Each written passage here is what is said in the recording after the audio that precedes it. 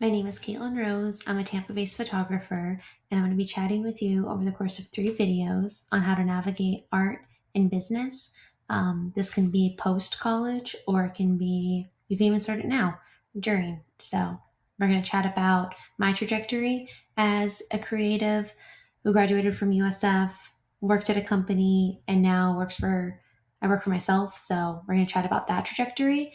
And then we're also going to talk about the growing pains that come with that path. And then also how to have a sustainable, thinking about long term, what that looks like to have a creative career for years to come and how to avoid burnout, essentially. So, if any of those things interest you, these videos are for you. All right, so we're going to start with the path.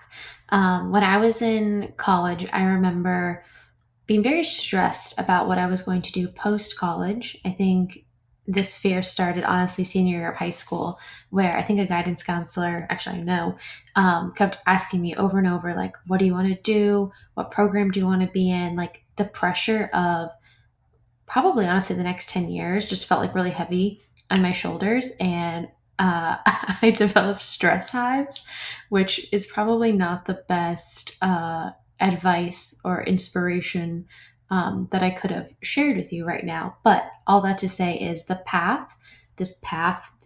5 year plans that everyone was talking to me about was extremely stressful. And I got out of that by trying everything because I was so afraid of, I think my biggest fear was like not having a job when I graduated because I knew I didn't want to do something that was like soul sucking. Like I saw some adults that were not happy, and I was like, how can you maybe avoid not being happy? That was like the first thing I asked myself.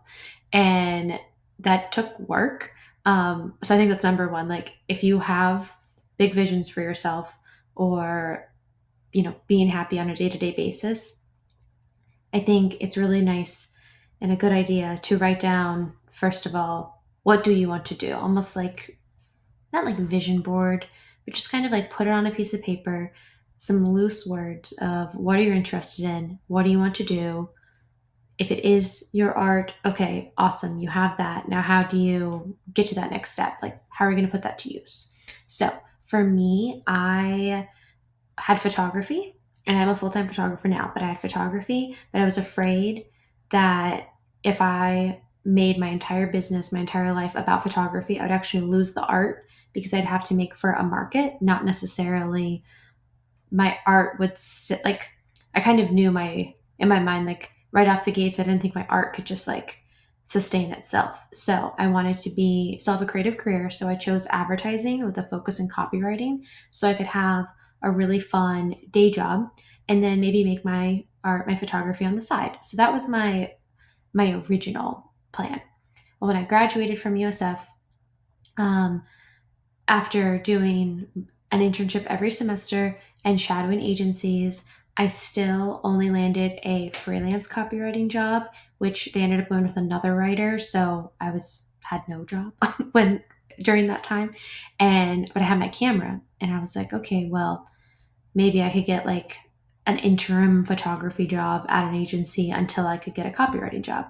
So I applied and got a product photography opportunity that was freelance. And then I ended up falling in love with it. And I learned studio photography through that and art direction. So that completely steered what I thought was going to be my path in a whole new direction.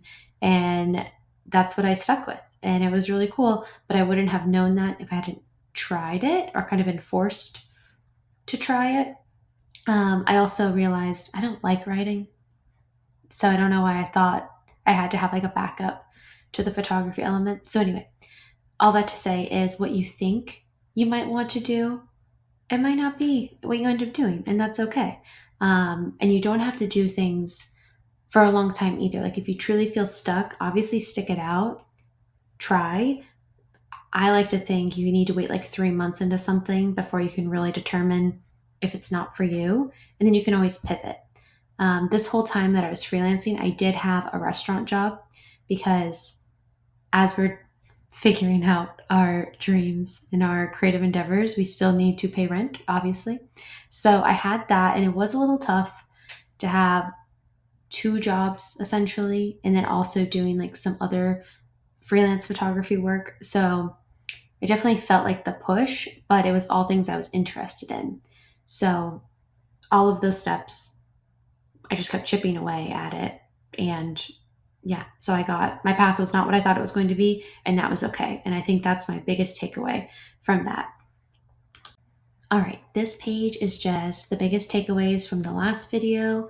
If you didn't want to sit there and listen to it, just give this a gander, and I hope it helps. We're going to move on to video number 2, which is titled Growing Pains, because if you are going down the path of entrepreneurship or even just being a living artist that is looking for a creative career or something that aligns with your art, there are going to be a lot of growing pains. We're going to chat about mine, how to navigate them, and yeah, just the reality of what it's been like. So here we go.